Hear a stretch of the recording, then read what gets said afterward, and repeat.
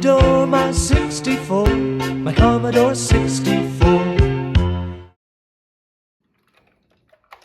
Hi there, and welcome to a Let's Type episode from the Commodore 64 Appreciation Society. This is a series where I reach back into the past and type out a program from an old computer magazine, and of course, once it's done, I play it. Our game today is called One on One from the May 1983 issue of Compute. This is actually the third game I've typed from this issue. I provided links for the others, Jumping Jack and Checkers, in the description. As a quick aside, in addition to typing in games, I love reading through the issue that I'm working through. It's like a time capsule into the computing scene at the time. In this issue, there's an article predicting the quick rise of domestic robots, which turned out to be pretty early, one about this newfangled thing called word processing, and also a ton of ads for VIC-20 games. The C64 wasn't even a year old in May 1983, and it hadn't yet begun to dominate. It was still very much a VIC world. Related to this, most of the typable programs in this issue were written for lower powered computers like the VIC-20, and if there was a 64 version, it was pretty much a direct port. As a result, the games in these early issues didn't come anywhere close to taking advantage of the graphics and sound capabilities of the 64. I would put One on One in this category. It was written by Chris York, and the VIC-20 and C64 versions are very similar in both code and program size, so I'm not expecting a game that will push the 64 to its limits or anything. Reading the description, One on One looks like a competitive version of the game Breakout, which sounds quite fun. Two players control a paddle and try to break the bricks behind the other. Once the ball can break through, that player wins. The 64 version is written to use joysticks, and the author provides some optional code for using gaming paddles. I always found options like this cool, and they were great for learning how the code works. But enough talking, let's type it in and see what we get. If you've seen other episodes of this series, you'll be familiar with my setup. I use the Vice 64 emulator on my Mac, and I'm able to conveniently position and zoom in on the magazine pages as I type. This is a far cry from how I used to have to do it by clumsily propping up my magazine on the computer.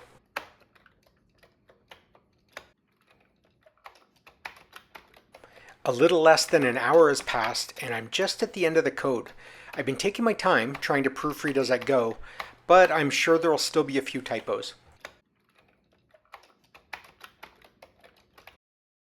Okay, done. Let's save it so I don't lose my work.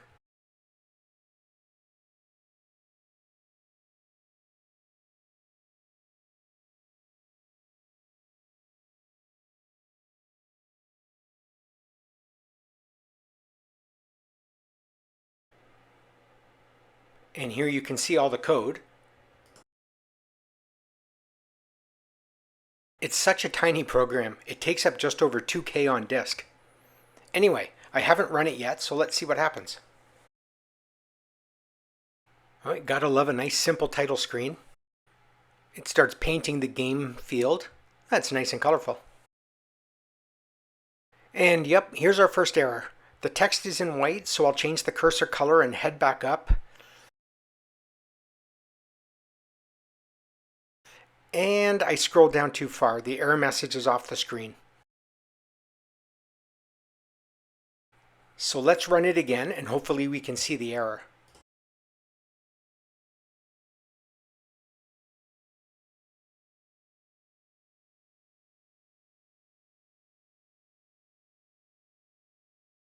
Moving the cursor over the text, we can see that it's a syntax error in line 151. Syntax errors generally mean a typo. Using the list command, we can look at 151, and sure enough, I put a square bracket in where a colon should be. That's a simple fix.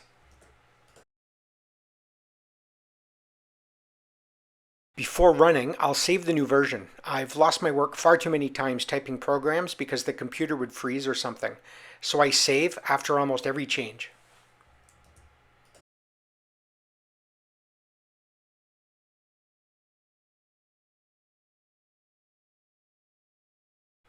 Okay, let's run it again.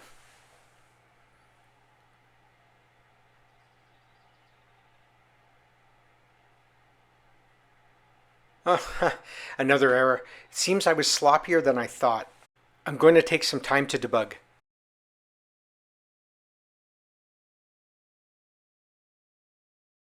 Alright, I found a couple of other errors, but we should be good to go now.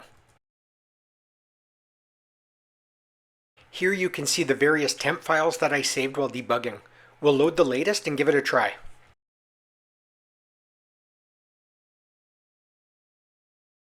So here you can see the game in action. Player 1 is the yellow paddle at the bottom, and player 2 is at the top. We can see the ball bouncing between each and knocking out some blocks. It's pretty slow. I feel like this would be a long competition. Also, am I crazy, or is the ball always bouncing in the same way? It isn't changing direction at all. This feels like something that the author wouldn't have intended. It must be an error. I'm going to stop, recheck the code one more time, and see if we can fix it. Okay, so I've gone through the code with a fine-tooth comb and didn't find any additional issues. I think I know the part of the code where the direction is supposed to change, but my basic is rusty and I'm not entirely sure why it isn't working properly. There are actually two problems with how the game runs. The first is the ball direction issue. The second is that the paddles don't move all the way to the left-hand wall, which leaves a gap that the ball can go through.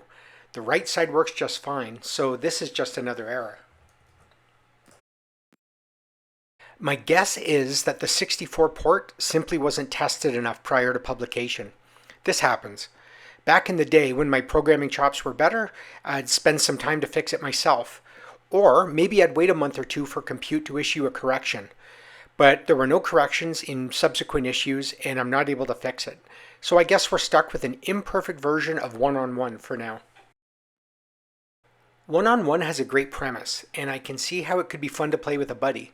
But as expected, it's a bit rough around the edges. That's okay though. It was initially written for a significantly less powerful computer, so I wasn't expecting too much. And also, it's always still fun to type in a game and see what we get. Thanks for watching, and I hope you enjoyed this little trip down memory lane. If you did, please consider leaving a like or subscribing. And if you have any experiences with one-on-one or typing in your own programs, I'd love to hear about them in the comments. Hope to see you again.